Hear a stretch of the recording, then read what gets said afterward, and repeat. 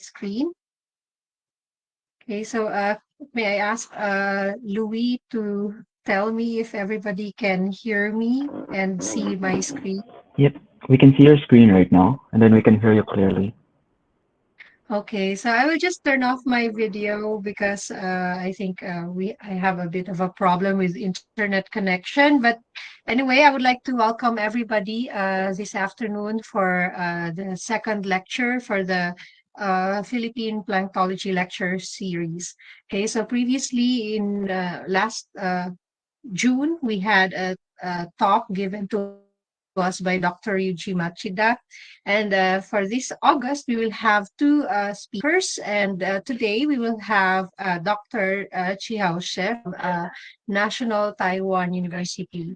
Okay, so okay, so this is, I think, the first time that we are using Google Meet for a webinar, but still we will be using the same house rules. I would like to remind the participants, we are requesting everyone to turn off their cameras and keep their microphones on mute so we can all hear the lecture clearly. And please hold your questions until the end of the presentation. I will open the chat box later on for these questions. We will also try to get questions from Facebook. I am not sure if we are already live on Facebook now, but we will be entertaining the questions at the end during the open forum. Okay, if you want to ask the questions, please just type in your questions in the chat box, and we will try to read as many questions as we can. And then we will also send the evaluation form on a link later. We will post it on our Facebook page, the Philippine Planktology. Okay, so basically, this is the flow of our afternoon's program. And I would like to go on and welcome everyone. And today I would like to introduce our speaker. He is a distinguished professor and currently the director of the Institute of Oceanography, National Taiwan University. He received his PhD on biological oceanography from Scripps Institution of Oceanography in the US, in California, San Diego. And his postdoc in ecology is from the Center for Ecological Research in Kyoto University, Japan. Dr. expertise include theoretical ecology, eco-informatics, biological oceanography, fisheries oceanography, and zooplankton ecology. Okay, so without further much ado, we would like everyone to please welcome Dr. Chih-hao. Okay, good afternoon, everyone. And Christy, thank you very much for the introduction. So today I will talk about plankton time series. How can we take advantage of this long-term plankton data to understand our aquatic ecosystem? So I'll turn off my own video. I'm going to share my PPT.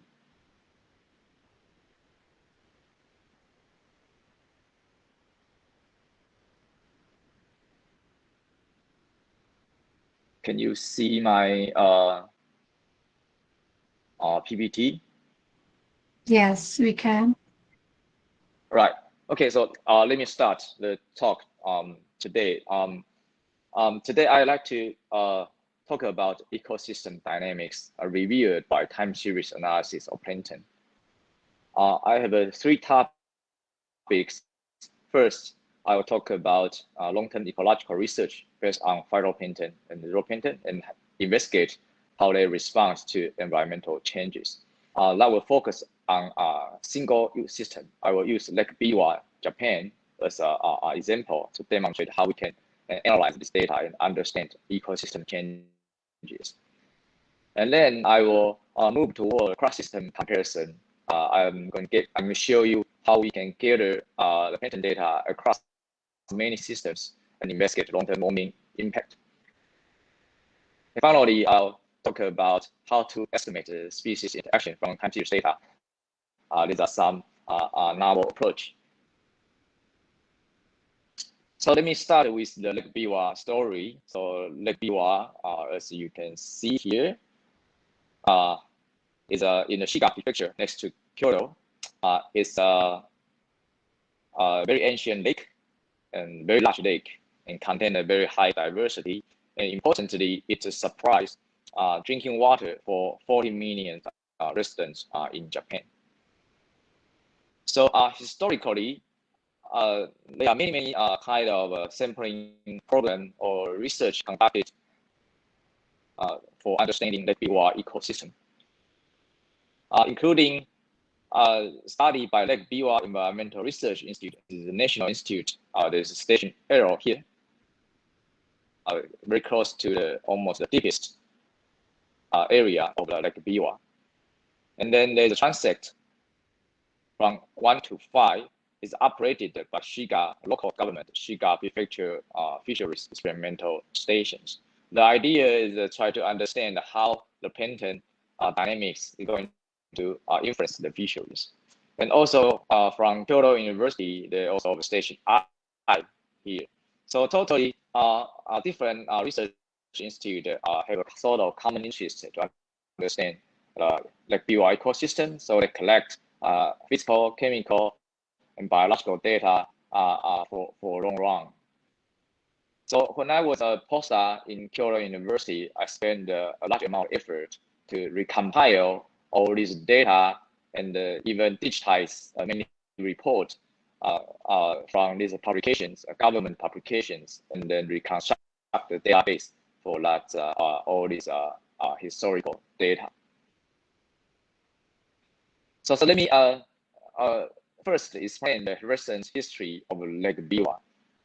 So in the late 1960s, Lake Biwa experienced intensified eutrophication, and then because of government treatment, so then they gradually returned to normal trophic status around 85. But after 1989, intensified warming influenced that water column stability and temperature. So here I show you the data starting from 1963 up to year 2006. So that's the time when I was a postdoc there. Certainly data exists, but I didn't try to compile the updated data. Anyway, you can see the total phosphorus time series increase starting from 65, it gradually increased, and then start to decline, and then after 85, reached more or less stable condition here. And we can look at the response of Hsieh dips. Okay, you can see the inverse Hsieh dips. So following more or less a similar kind of long-term pattern responding to the increased phosphorus loading. In terms of physics, we can see the temperature, of course, fluctuates interannually. However, we can see a steady long-term increasing trend around starting from 85 here. As a consequence, we can see the water column stability as estimated from maximum buoyancy frequency also gradually increased. So we can see not only the increased temperature, but also increased the fluctuation of temperature, and then also the increased stability of water column. And then the increasing temperature is more dramatic in the bottom layer compared to the surface layer. If we make a very simple correlation, we find the climate impact on this long-term variation of temperature. So basically, the Arctic oscillation has reasonable good correlation with that temperature in winter. So the long-term variation of temperature includes not only a natural fluctuation, but also maybe some kind of global warming trend here. So first, let me show some result about how plankton dynamics or plankton community responds to the climate. So again, as I mentioned previously, I compare the data from Shiga Prefecture, so station 1 to 5, and also the Lake Biwa Environmental Research, LBERI. So this is a plankton collected from water sampling. And then for the Shiga Prefecture Fishery Station, this is net pen sampling with the mesh size is 10 micron, okay? So here I show you some figures. This is RV operated by Lake Biwa Environmental Research Institute. So like use this bottles collect plankton samples, and then in the lab, a single person, Dr. Chih-hao, counting and identify the phytoplankton for more than I think it's already more than 50 years from now. He is already retired. He's very old, over 70 years old. He's already retired many years ago. But interestingly, he's still doing the counting. So these are nice pictures taken from the phytoplankton images from the Lake Biwa. So I analyzed these two data sets separately. On your left-hand side, you can see the fishery station phytoplankton time series. And on your right-hand side, you can see the Lake Biwa Environmental Research Institute phytoplankton time series. Certainly, you can see for the LBERI, the sample is taken by week, twice a month. Okay, for the fishery station, the data was taken every month. But in any case, you can see some kind of seasonal variation. But still, you can also see the long-term fluctuation. Please pay attention to the x-axis. So for the fishery station, the data starting from 1960s, but for the LBERI, the data are starting from 1976. Okay, so the x-axis is slightly different. So here are just some examples, but there are many species. So to summarize that species variation, I make a very simple plot. On your x-axis, that's time series. On your y-axis, represent some kind of species ID. Okay, we don't need to really care about which species. And then we can find more species collected from LBERI and fewer species collected by fishery station. That's a difference because of the sampling method. This one collected by water bottles, and this one collected by 10 micron mesh net. So fewer species here. But in any case, we can see there are some species persistent throughout the whole period. And some species appear in the early period, but then disappear. Okay, but also some species appear only in the later period. So by looking at this kind of temporal variation, we can imagine the species diversity and the species community are changed through time. Here I show you the result with a very simple principal component analysis. This is done separately for two data sets. A vertical dashed line mark the important historical event. So for example, increasing in TP and decreasing TP and later on warming. As a consequence, we can find a dramatic change of the community structure here. This is the first principal component, the second principal component. Also for the Lake Biwa data, Lake Biwa Environmental Research Institute data also, PC1, PC2. So you can see the high TP, and then decline in TP, and then increase in temperature. You can see the reorganization of community structure of phytoplankton in response to the environmental changes.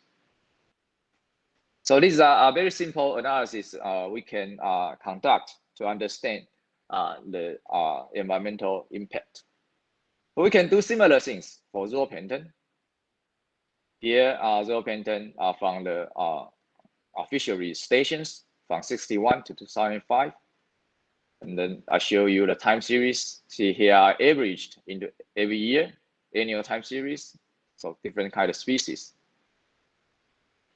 And then again, we can look at the principal component 1, principal component 2. We can make the ordination plot.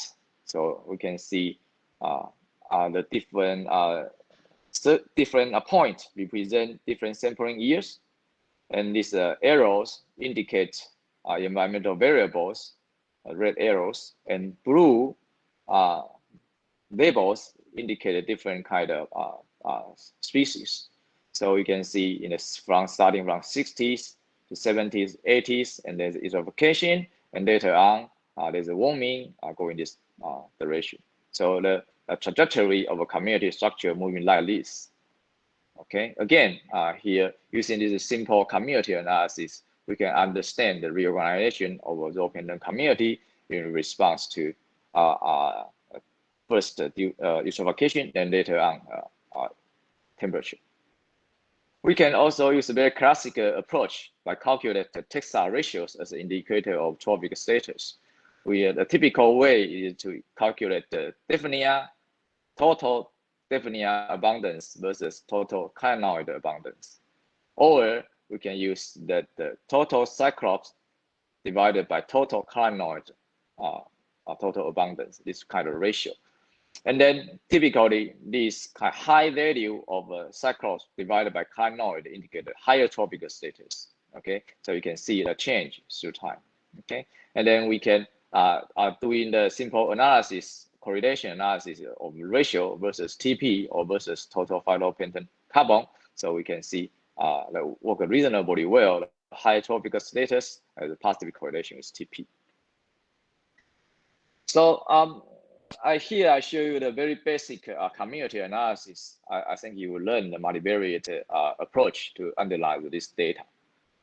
Now I'm going to go into the link the fundamental theoretical ecology with the phytoplankton functional groups. Okay, and then I'm going to introduce the concept of species abundance distribution and see how that concept is going to help analyze the plankton community data. So I already show you the environmental change influence the diversity, influence the species composition, right? But then I'm going to show you how the environmental change also influences species abundance pattern. But later on, I explain what I mean by species abundance pattern. Then I'm going to incorporate a trait-based approach to explain how the species abundance pattern responds to environmental changes. So there are many ways to represent species abundance pattern. Here I show one of a very famous way is called Princeton's plot. Princeton's log normal plot. On your x-axis is a log 2 scale. Okay, 1 is 2 to the power 1, and 2 to the power 2, and 4, which is 4, and then 2 to the power 3, which is 8. Okay, so on the x-axis is actually a number of species. So here means about 20 species has only 2 individuals in the community. Here, about 24 species has 4 individuals in the community, and then about the 26 species has 8 individuals in the community, and so on and so forth. Okay, so you can see there are very, very few species are dominant. This is log 2, right? So it's high on the right-hand side means that species has a very high abundance. So very few species have very high abundance. And some species have low abundance, and majority of species has intermediate abundance. But actually, interestingly, this distribution is not really log normal distributed. In fact, it's truncated log normal. So actually, there are more rare species than expected by log normal distribution. So otherwise, it should be symmetrical. But we have more rare species here. So this is the data from the moss. But if you make a phytoplankton plot, make the Princeton plot for phytoplankton, for fish, for many things, they all look very kind of similar. Okay. So historically, there are many interest mechanisms used to explain what determine the species abundance pattern, short for SAD. Okay. Today, I'm not going to explain the mechanism, but I'm going to explain the application of this SAD. So here, Margaret, about 2003, published a paper in Nature. Again, this is SAD. Okay. These are in log scale. Okay. And then she showed the maximum abundance in any years has a persistence, which means the number of years in the abundance for the particular species have some kind of positive correlation. And then we can see there are some species reasonably high abundance, but also persistent. Some species low abundance and only occasionally occur in the community. So here is sort of arbitrary, but then she defined this called transient species and this is called the core species. If you put together all the species, and then you find the left skewed SAD, so actually more rare species than expected by log normal. Okay.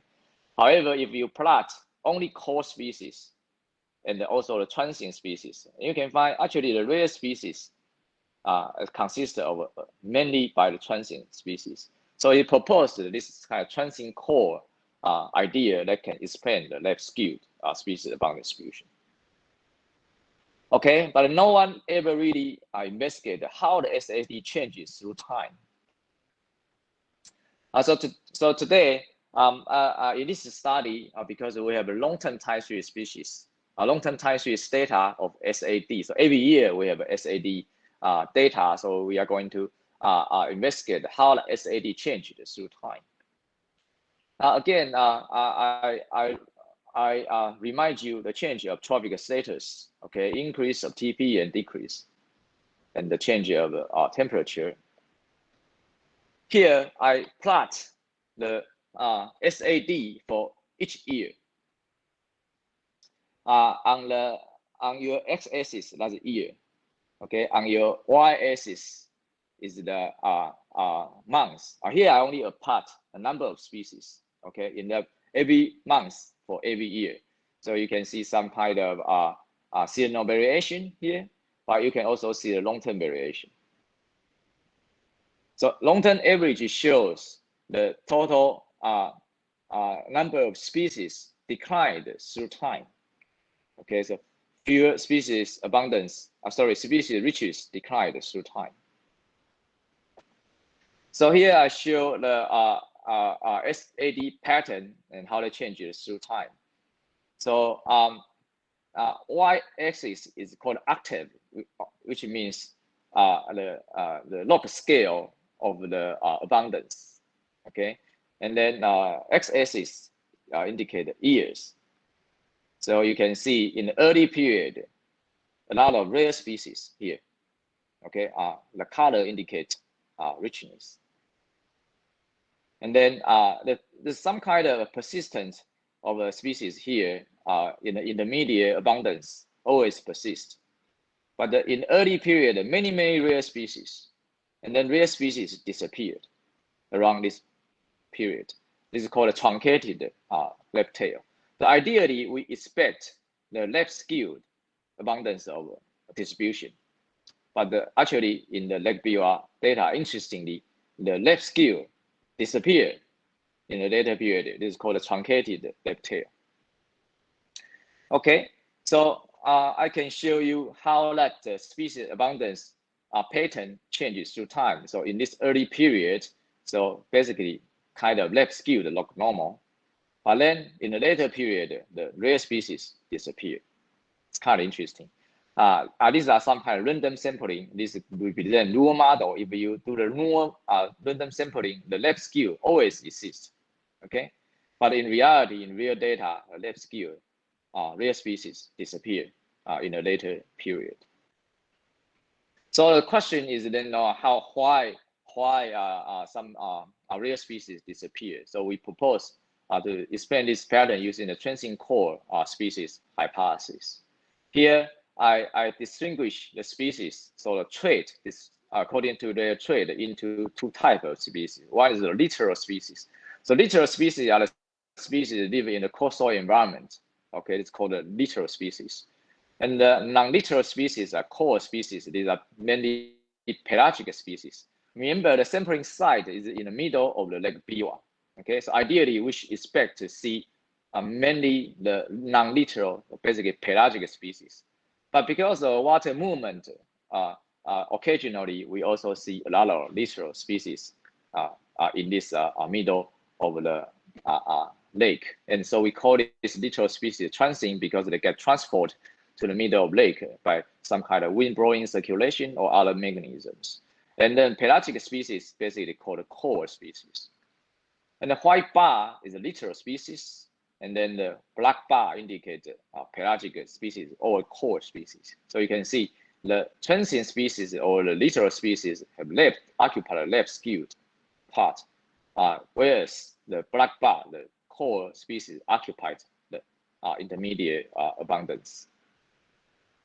Okay, and then if I plot the dash ratio, dash line is the literal ratio, is a literal species divided by total species richness. And then bottom line is the species richness. You can see the very high correlation. So basically, the decline of richness through time is because of disappearance of the literal species. So there are many ways to explain why, many potential mechanisms to explain why the literal ratio declines through time. First, maybe because we call the immigration hypothesis. That's maybe because the reduction of literal species is due to lack of supply. So we can imagine the dispersal drivers, circulation, and so on and so forth. Or there may be some kind of physiological constraint because of increased temperature, and then because the temperature increased, and then some species do not like warm temperature and therefore disappeared.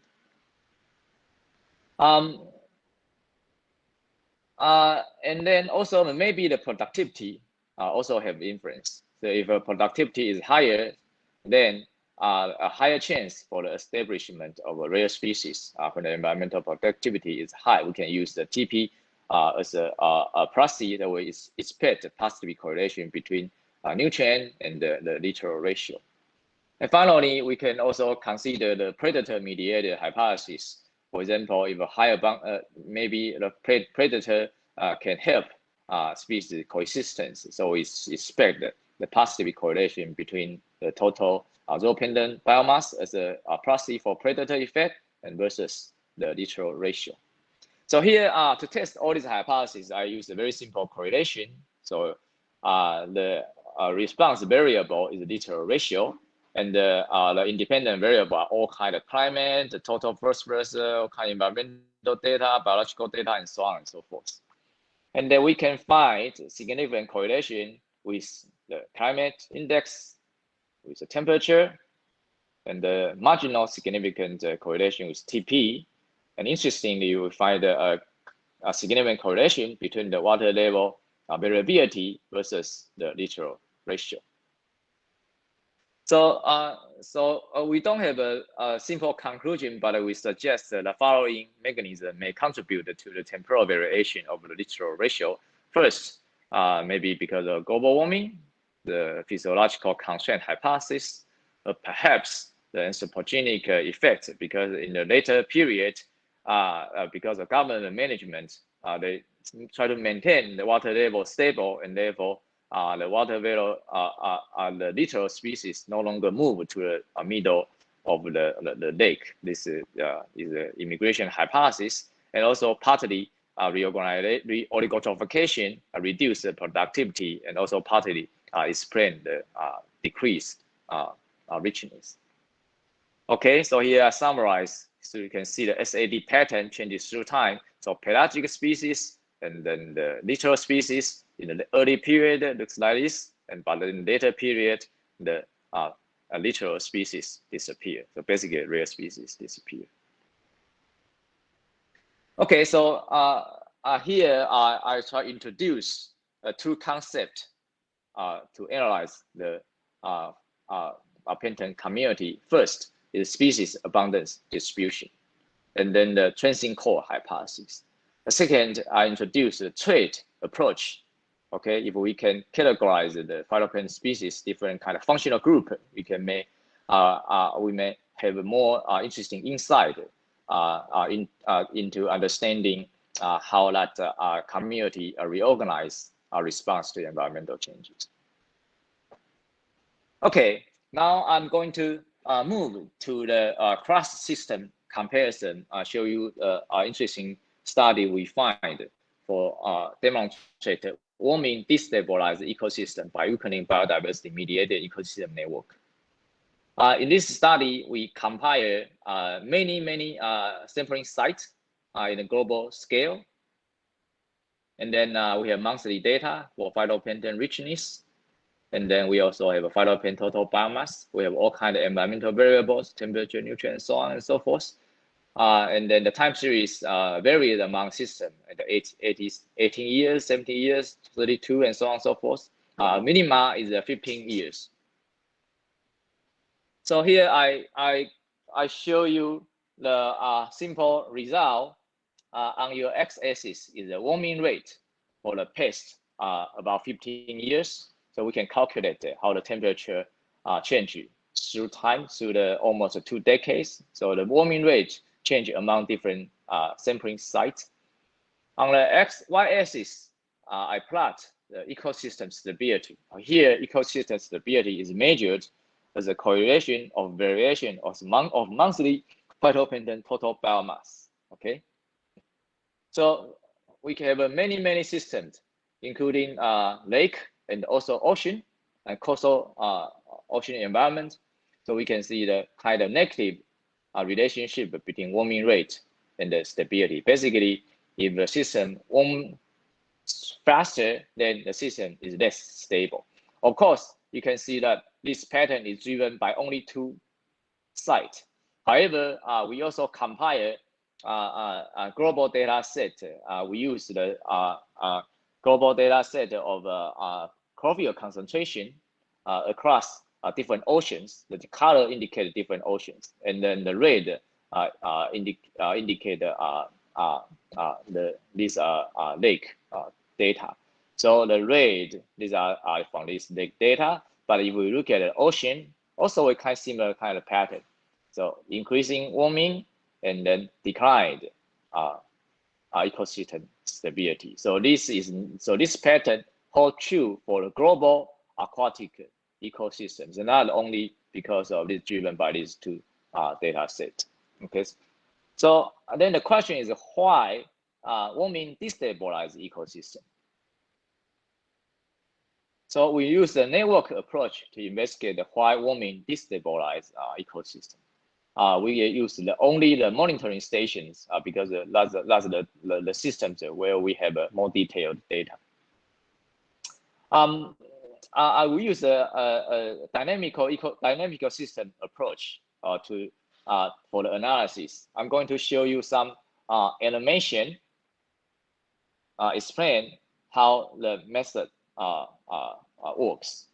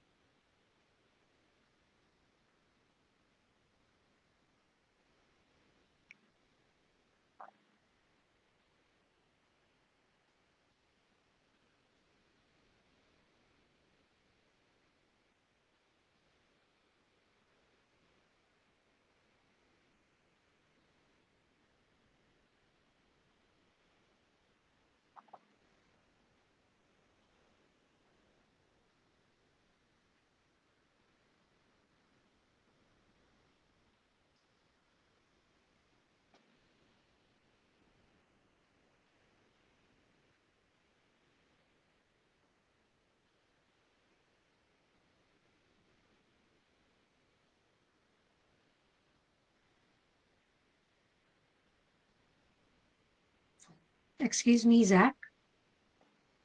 Yeah. Is there supposed to be a volume for this one or audio? Oh, you cannot hear? No, sorry, Yeah. we cannot. Maybe you can just Really? explain. Sorry. Thank you. You cannot hear the voice. Yes, we couldn't.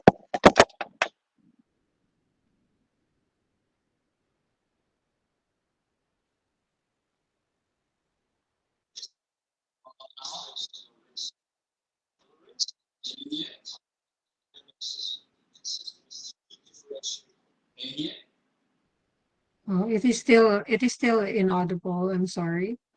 Okay, so maybe I skip that animation and come back to this. All right, actually, that later I can send you the link. Can you hear my voice now?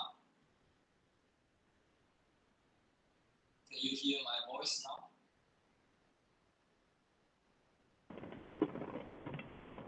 It's not clear, Zach.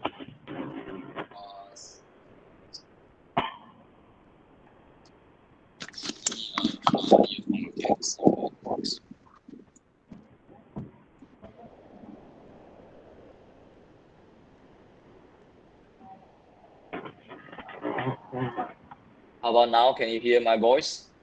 Oh, yeah, it's better. Is clear? Yep, Is my it's voice clear Yes, okay? now. we can hear you. All right. Well, too bad you cannot hear the explanation from the animation, but later on I can send you the link. It's actually on YouTube. You can see the animation. So ideally, but let me explain using this figure. Basically, if we consider three species interact in a very complicated way following this differential equation, we can imagine Y1, Y2, and Y3 maybe grasses, rabbits, and foxes, and they interact in a complex way, and therefore their abundance changes through time and move in this kind of complicated way.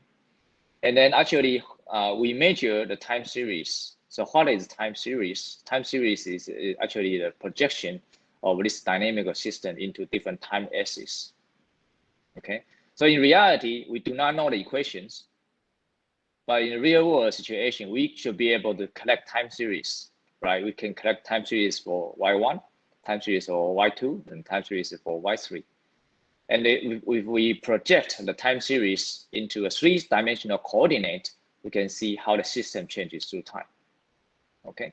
And actually, with some algorithm, we are able to learn how the system changes through time, all right? So this is a perfect condition. We know this system is simple, and then we can measure the Y1, Y2, and Y3. However, if in some situation we can only measure Y1, we cannot measure Y2, Y3, or we don't even know what is Y2 or Y3.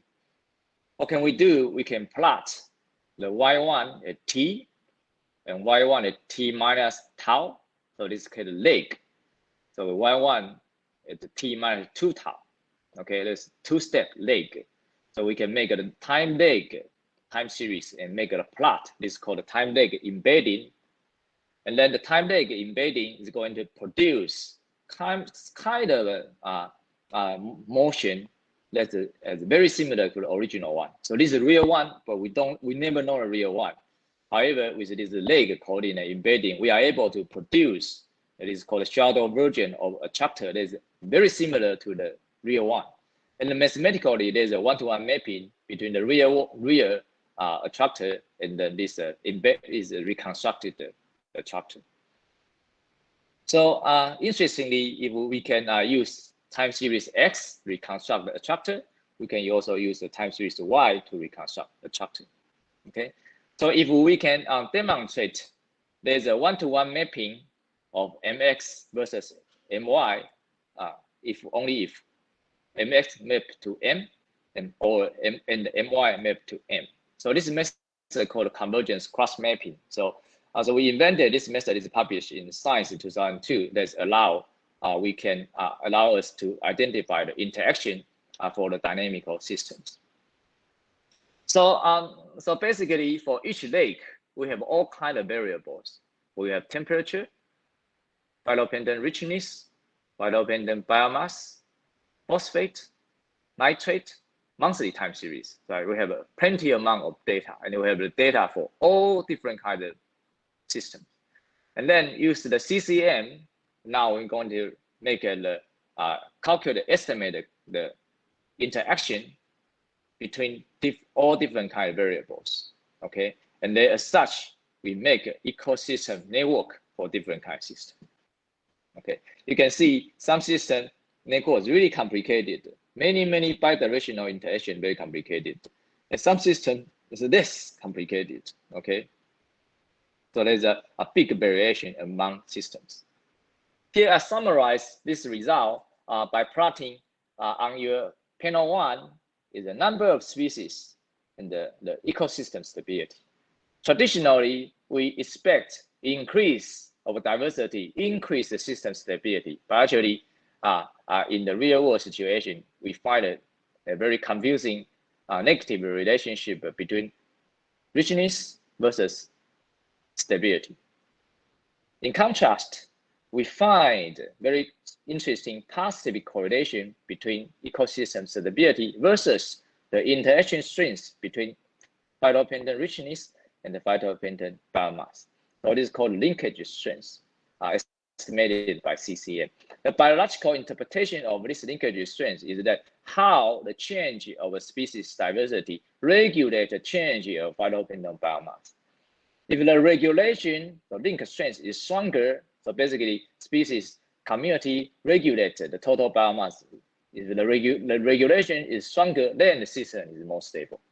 Okay, and then we can look at the more complicated interaction. So here interaction include the richness, nutrient, phytoplankton.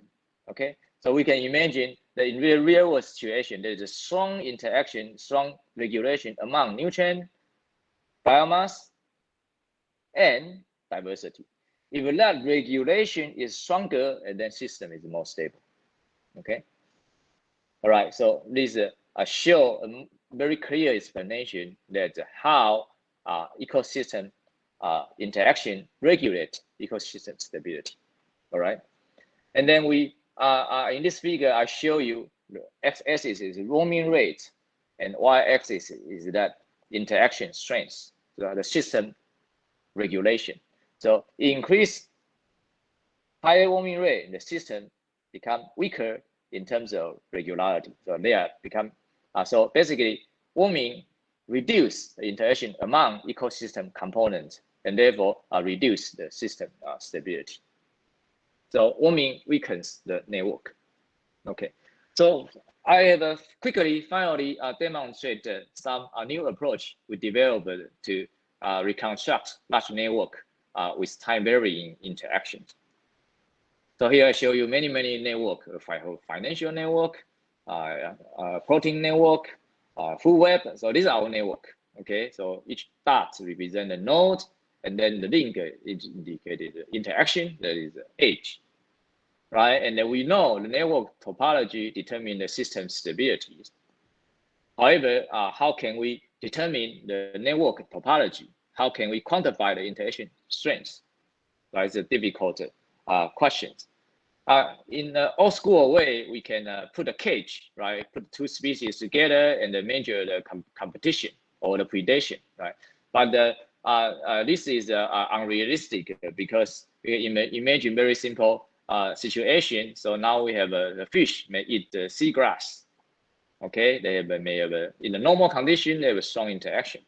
However, if a predator appear, right, and then fish they hide, they cannot no longer eat the seagrass, and the interaction become weak. So this is called context dependent. So the interaction actually changes through time depending on the presence of the absence of a predator. Okay. So interaction actually changes through time. So how can we track time varying interactions, right? And then also interactions are very complicated. So in the animation, what I try to show you is that the trajectory, right? I show you species Y1, Y2, Y3, and then move through time. Okay. So in a real world situation, that system is complicated, but mathematically, in every time point, we are able to calculate partial derivative, okay, partial derivative. And in fact, mathematical definition, the partial derivative is the interaction strength. So in this condition, the interaction is stronger. In this condition, there's no interaction, okay? So if we can track the movement of the trajectory of the system, we are able to estimate the interaction, okay, in real time, okay, in real time. All right, and then this all kind of math does not really matter. In the end, we are going to show you we are able to estimate the interaction strength through time. So basically, to demonstrate this, we make a model, and with the model we can we know our answer, right? Because as a model, with model we produce a time series, and with time series we pretend we don't know the result, and so we construct network.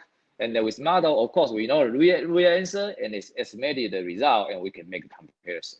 Okay, so we can, and then we can, then if our method work, I can use this empirical time series data. Right? Basically, I'm going just to show you that this model theoretical output expectation and y-axis is estimated from our method. Each dot represents one interaction. So we have many species. Okay, we have 120 species, And so each one dot represents one pair. So we have many pairwise interactions. The T 970, 970, and 980 is each different time step. Every time step we can estimate the interaction strength. Okay, and then our result very good. Okay, these are just some random samples of the result. For every time step, our method is going to estimate the real answer very well. Okay, very well. So we can reconstruct interaction strength through time. Okay, so this is called time varying interaction strength. And if you use a very simple correlation coefficient, no, you cannot use a simple correlation coefficient to estimate the interaction, because you can see the true answer and the correlation coefficient has no relationship at all. Okay, and then we can get the network. We can calculate all kind of network property and so on and so forth. This is not a key issue of today. Then we can look at the interaction plot for using the real world data. Here I use bacteria plankton data through time for 90 days, the daily time series data. Then we can construct the interaction. We can see the different color represent different type of bacteria, and we have the black is the first interaction, the gray is repressive interaction. So we can see how the network changes through time. Okay, with this information, we can find the key species from the network. Okay, by some network index, we can look at the stability of system and how they're related to that interaction type. Okay, so finally, we can see the mean interaction strength is positive correlation with chlorophyll concentration and positive correlation with that nutrient concentration. So more facilitative interaction under productive environment. And then we can see the higher diversity reduce the stability. Okay, so we can see the diversity facilitate the stability. And then we can also x-axis this is coastal marine coastal site. So low salinity means the freshwater disturbance. So with a stronger disturbance, the system is less stable. With a less disturbance, system become more stable. So with this kind of network analysis, we can understand how the environmental change influence the interaction, and also how environmental variation influence the network structure and the system stability. Okay. So finally, this is a take-home message: is long-term time series monitoring is critical. It's better to start now. And then if you lack manpower and knowledge to count species, and we may find some engineer solutions. Last time, Liu talked about eDNA approach, and here in my lab, we use some kind of image process approach, and then allow us to facilitate the data collection. Okay. And also the data functional group composition, even with low taxonomic resolution, may be useful and sufficient to answer many ecological questions. And we might move beyond the species diversity. And finally, I suggest the ecologists need a quantitative skill such as statistics, computer programming, mathematics, and so on and so forth. Okay, so that's all I have for today. 10 minutes more than I expected, so I stop now. Thank you. Thank you very much, Zach, for your very informative talk. Okay, so I would just like to welcome around 70 audience that we have here in Google Meet today, and then I think we have over 50 viewers on FB Live. So thank you very much again for that talk. We received some questions from both Facebook and also here from the audience. Let me sorry. Let me turn on the chat messages. Okay, so you can now type in your questions. Let me welcome Louis Lopez, Dr. Louis Lopez, to be the moderator for that question and answer. Thank you. Hello. Hello, everyone. So we've compiled your questions from the chat and from the Facebook Live. And I think I'll start with the basic questions. Hello, Zach. I think first question is, since you've presented experiences on long-term data monitoring, I think mostly in Lake Biwa, And then I know that your research group is also conducting monitoring studies in reservoir and marine ecosystem in Taiwan. Like if a research group in the Philippines wants to start long-term monitoring, where can they basically start? Like how they Where? can like how they can establish long-term monitoring in aquatic ecosystem around Philippines. Well, I guess your society must identify the priority. Mhm. Okay, so in Japan or in Taiwan, of course, because the drinking water is a serious issue, so Lake Biwa is monitored because it provides drinking water, and then for reservoir also is important because it provides drinking water. So for that kind of economic need, then that's I would consider that's the first priority. Mhm. Second, of course, in the many coastal environments, it's also relatively easy that we can use a small boat to collect the samples in so-called for coastal systems. It's also relatively easy to monitor. And then important issue is that environmental changes or some related coastal fisheries. Okay, again, a priority is important. And certainly, if research vessel, a relatively large research vessel is available, and then the interest maybe in our case, we monitor East China Sea, we monitor Cross-shore, we monitor South China Sea, because that's the ocean surrounding Taiwan, and then Mhm. we are interested in how climate change influence on ecosystem or how fisheries influence on ecosystem, and therefore we monitor this kind of marginal sea ecosystems. So I think first the group of scientists need to discuss and identify the priority in your country. And then also, if a resource is limited, maybe funding is limited, maybe it's easier to monitor the freshwater system compared to the ocean system. But if the ocean is very important because the ocean study represent the power of a country or some economic need of fisheries, of course, it's also important to monitor ocean site. Maybe it is not the perfect answer, but Mhm. yeah, that's my opinion. Yeah, I think that that's a good start. Like by like it gives us idea where to start. Like right now, I'm thinking that priority in the Philippines, we have a lot of coastal areas that needs to be monitored, and it's somehow accessible even you don't have like boats or you if even if you only have small boats, I think you can easily access those areas.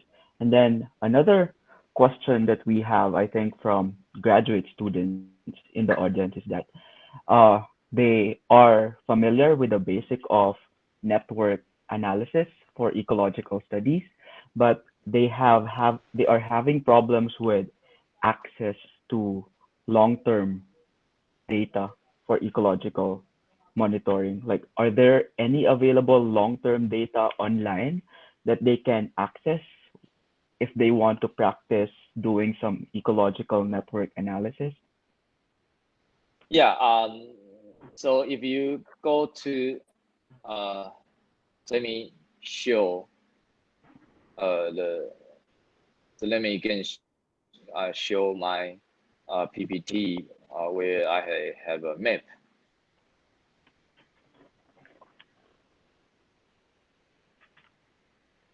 Let me share again my screen.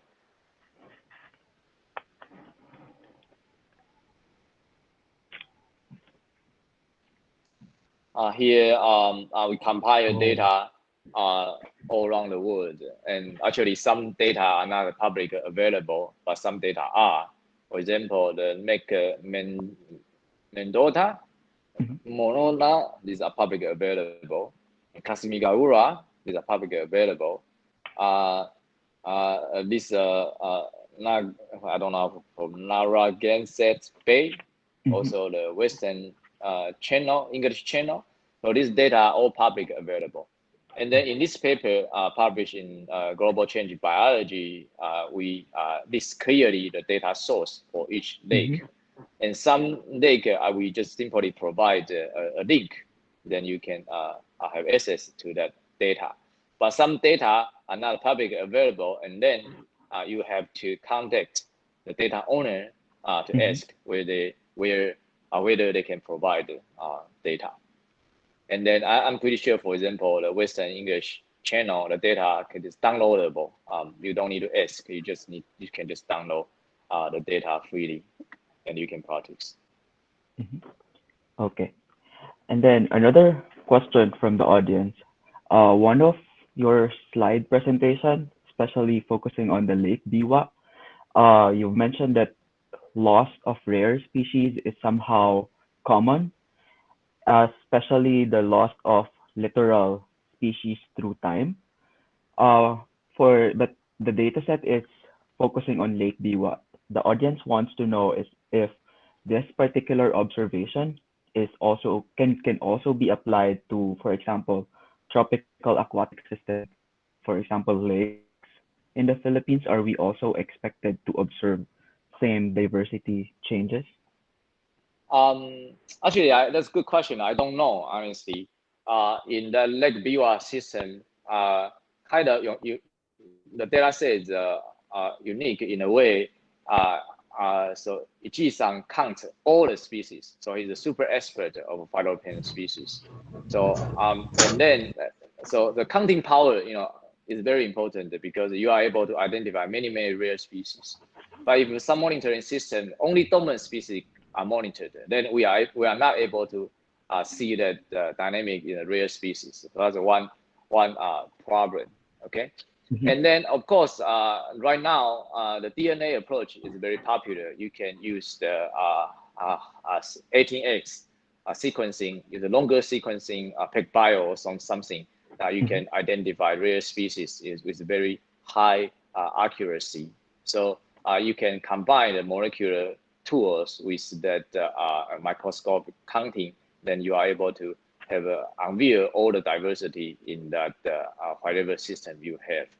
So in this particular Lake Biwa case, we see the rare species disappeared, but I don't know whether this is very common for other systems. But here, what I try to say is that this is approach to incorporate trait-based information and the SAD. So it's kind of very classic theoretical ecological approach to look at the data. Okay, so what I try to do is generalize the approach. Okay, so there's an interesting approach you can take, but I'm not going. I have no intention to generalize my observation. I see.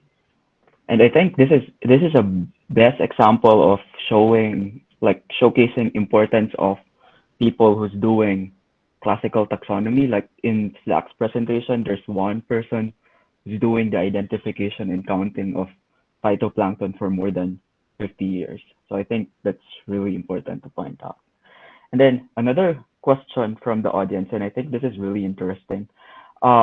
In your presentation, you pointed out that changes in temperature and climate change overall affects ecosystem stability. But the audience would like to ask if ecosystem stability can also be influenced by interspecific interaction. For example, specific example by the question is that, for example, in zooplankton community or fish communities, would their interaction with one another can affect ecosystem stability? Yes, maybe my time is because my time limited. I speak too fast. Actually, that's exactly why we want to show. So I make a result big word, but maybe let me try to do this forward. So can you see my figure? Yep, we can see the figures. Okay, so warming is x-axis. Y-axis is the ecosystem network interaction. Okay, there are many ways you can calculate it, but there are certain specific combination is relevant to phytoplankton. So it's the combination of nutrient, richness, and the plankton biomass. So this is some kind of interaction among these three components. And then warming is stronger, then the interaction actually weaker. Okay, weaker. Mhm. And then we can also look at the relationship between stability and the interaction. So interaction is stronger, system is more stable. Okay, so my conclusion is that warming reduce the interaction and therefore reduce the ecosystem stability. Okay, so the warming does not have a direct effect on stability. Warming must influence the ecosystem interaction and then subsequently the ecosystem stability. So the key point is the interaction. And the key strength of this approach is that we are able to quantify the interaction among ecosystem components.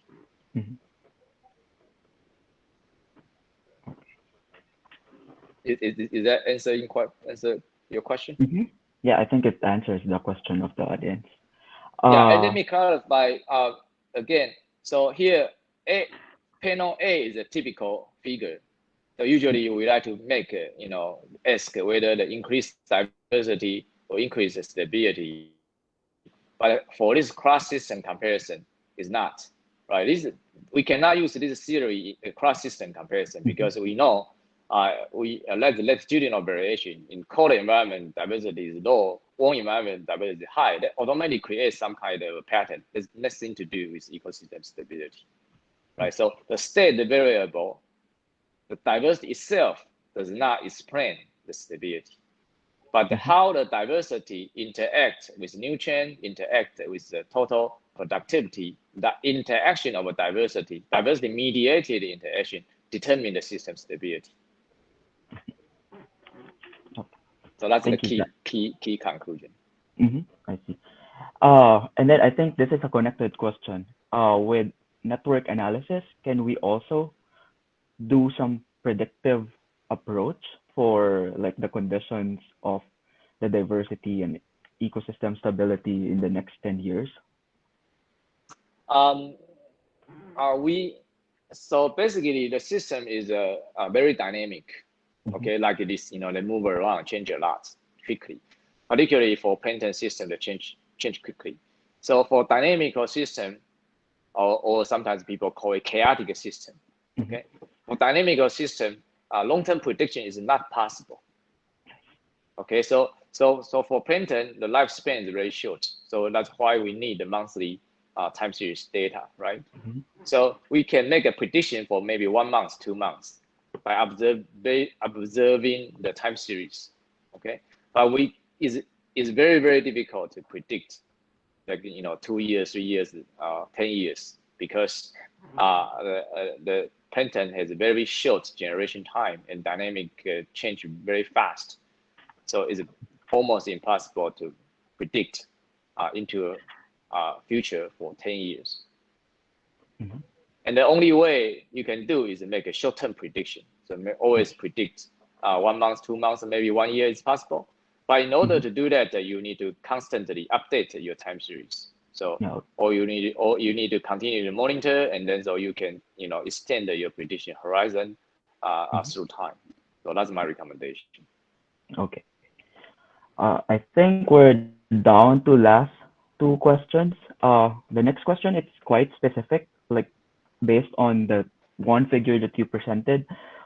One of the audience is asking, why is it Pacific Ocean has relatively high ecosystem stability than the Atlantic and the other lake sampling sites included in one of the study that you presented? Honestly, I don't know.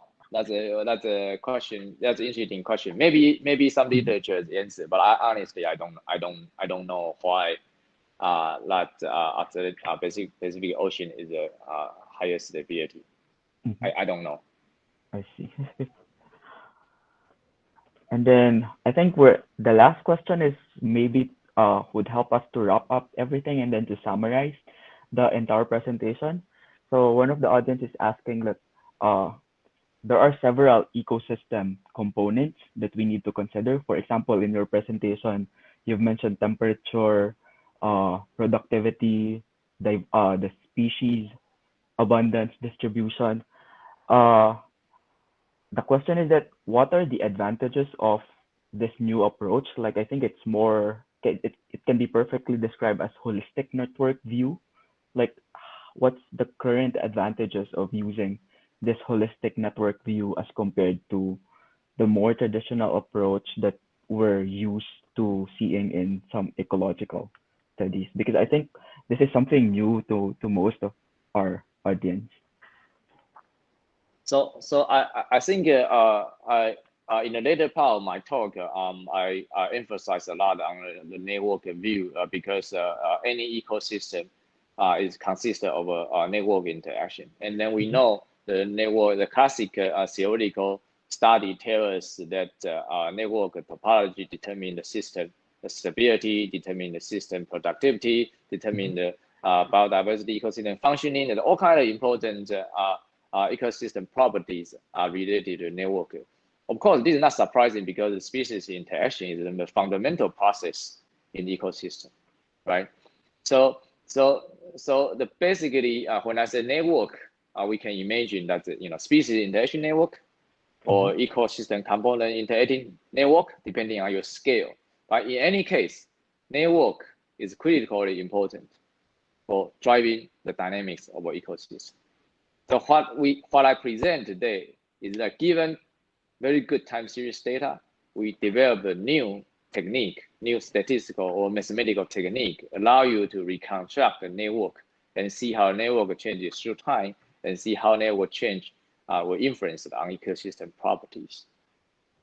Okay, so that's the network is a dynamic properties of the system because network is changing.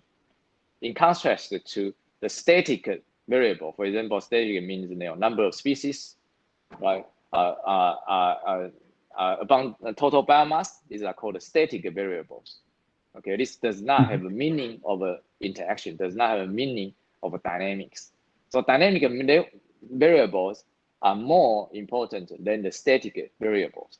Okay, that's how we try to promote the concept. Okay. Thank you very much. Yep. Thank you very much, Zach. I think we really appreciate like how you simplified everything in your presentation. And then if you have questions, like for the audience, if you have further questions, feel free to maybe email Dr. Zach, or for any inquiries for like sample future collaboration, you can easily search his information, and then his contact would be in, I think, NTU website. Hello, Christy. Okay. Yes. Thank you very much, Louis. And thank you very much, Zach, for answering a lot of questions. Actually, we still have a lot of questions, but we have to stick with our schedule. And I believe that you're also a very busy person. Thank you very much. But before everybody leaves, okay, please. Okay. I would like to share a screen. Yep, here. Okay. Okay, so I just want us to, I hope you can see the screen. So I'd like to award the Certificate of Appreciation to Dr. Chih-hao in recognition of his outstanding contribution as a speaker of presentation entitled Ecosystem Dynamics Revealed by Time Series Analysis of Plankton at the second lecture series on Philippine Planktology on August 8, 2022. This signed by Dr. Sheila Mason Thunder de Leon, the Director of Institute of Marine Fisheries and Oceanology, the Vice President of Plankton Society of the Philippines, and the Administrator of the Philippine Planktology Facebook page. Thank you very much, Zach. I am we are very lucky to grab some of your spare time for you to discuss with us your work. Again, I would like to inform the audience that the evaluation link for this webinar will be posted on the Facebook page of the Philippine Planktology. Please check it out. The link is in the chat box. Okay, so if you have questions for Dr. Chih-hao, I think he is very easily he can be easily found on the internet if you want to contact him at the National Taiwan University. Okay, thank you very much for today's webinar. Thank you very much, everyone, for joining us. Thank you Zach, very Okay, much, thank Krista, you. Zach. thank you for our audience. Thank you. Please feel free to email me for questions. Okay, see you. Bye bye. Thank Okay, you, Zach. see you. Bye. Thank you. Thank you, Zach.